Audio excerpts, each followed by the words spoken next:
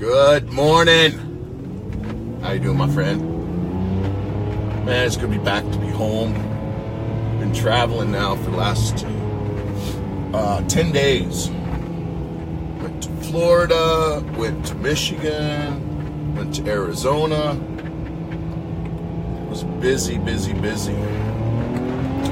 But I wanted to reach out to you and just kind of go over what you need to do to have great credit. You know, over the weekend, I met guys that are worth hundreds of millions of dollars. I say over the weekend, it was a 10-day weekend. Not a 2-day weekend like some of you get, but it was a 10-day weekend, but it was working every single day. But what does it take to have good credit? You know, I met these guys. One guy helped Jay-Z, Beyonce, Fubu. Helped Fubu get from $40 million to $400 million a year in business. And you know what these guys all had in common?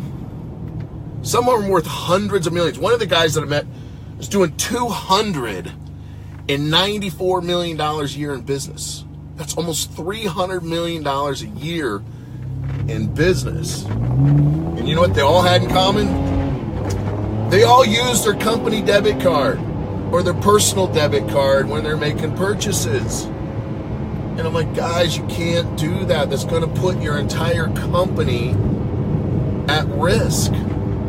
So I explained to them all why you never want to use a debit card and why you need to have credit cards. One of the guys I met yesterday, he's doing over $100 million a year in sales, one of the most successful real estate guys in the United States. And he's got one credit card, one, and a 600 credit score. If you want to have great credit, you have to have at least 3 credit cards at all times. 3. If you only got 1 or you only got 2, you're never going to have great credit. Now, he said to me, he's like, man, I don't even care about my credit. I got excellent business credit. And he's correct. When you have really good business credit, you don't need good personal credit. But sure makes life easier if you do have it, because you never know when you might need it, right? It's kind of like having 2 cars. I recently changed my insurance, and I didn't realize I had renter car insurance on all my vehicles, and I had breakdown insurance on all my vehicles. You know, that's what my friend Kingsley calls leakage. I didn't even know I was leaking cash every month on shit I didn't need, right? So I canceled that. Because I don't need renter's insurance on cars. I got 5 cars. If one breaks down or whatever, I got 4 more to go. And what my point to that is, it's kind of like business credit and personal credit. If you got great business credit and you got great personal credit, you can do a lot more than if you only got 1, right? So it's really important. The other thing that I found over the weekend, hold on. Oop, little sideways there. But the other thing I found was these gentlemen, they all have, you know, amazing wives, and that's one of the ways that they're so successful. But in asking and probing with them, I found out their wives don't have credit. Because they're like, well, I got good credit. My wife doesn't need good credit. She doesn't have any credit cards because I got the credit cards. And it wasn't an ego thing. It wasn't a macho thing. It was a respectful thing. They didn't want their wives to have to worry about that kind of stuff. They're trying to take care of them and provide for them and make them feel special, that, you know, they don't have to go out, and their job is to help their husbands become more successful, because if they do that, it helps them, right? And I explained to them, I said, but if something happens to you, if God decides to take you a little bit early, right? your wife is going to be left in a situation that she doesn't have credit now. And so I explained to them that you need to get credit cards. You need to have at least 3 credit cards. So if or you're using your debit card for personal or business expenses, I tell you, you got to get at least 3 credit cards. And if you're married and you're using your spouse's credit cards as an authorized user, you got to get your own credit.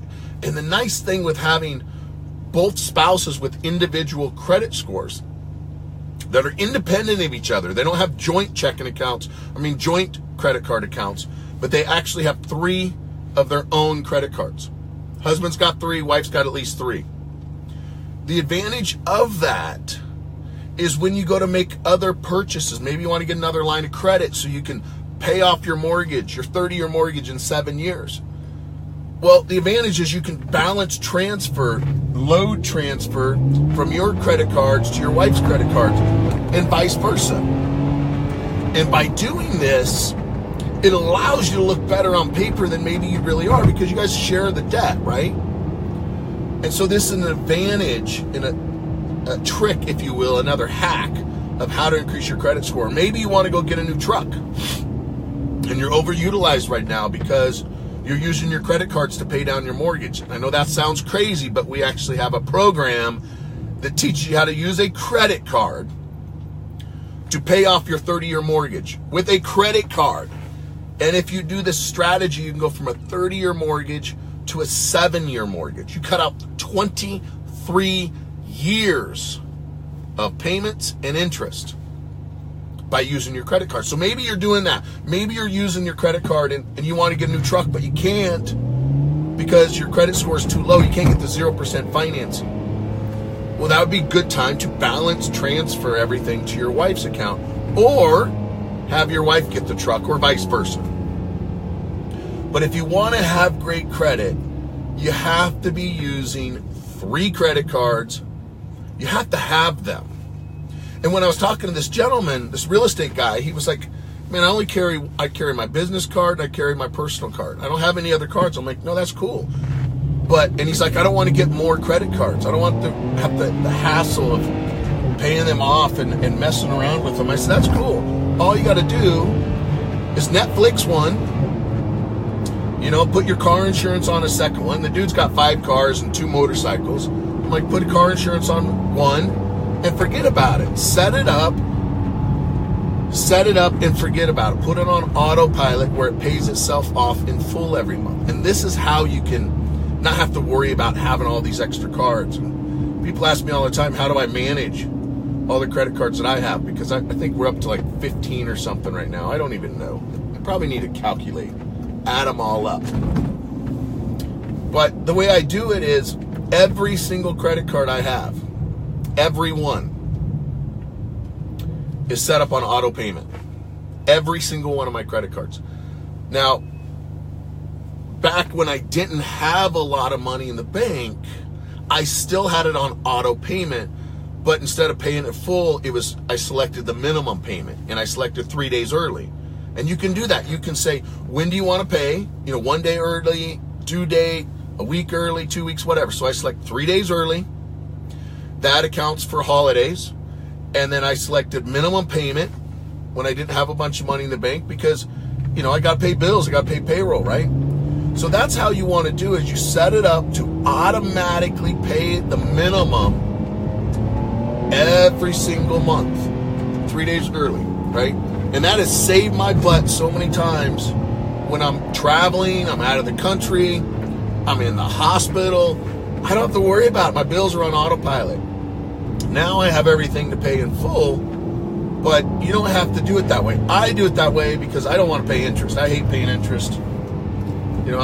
Just like I hate paying taxes. I don't like paying either one of them, right? So that's how you can manage your credit cards so you can have great credit for life. So recap, get rid of the debit cards. Stop using them. Get rid of the debit cards. You need at least 3 credit cards open at all times, being used every single month. And the way you can ensure they're being used every month is to simply put them on autopilot.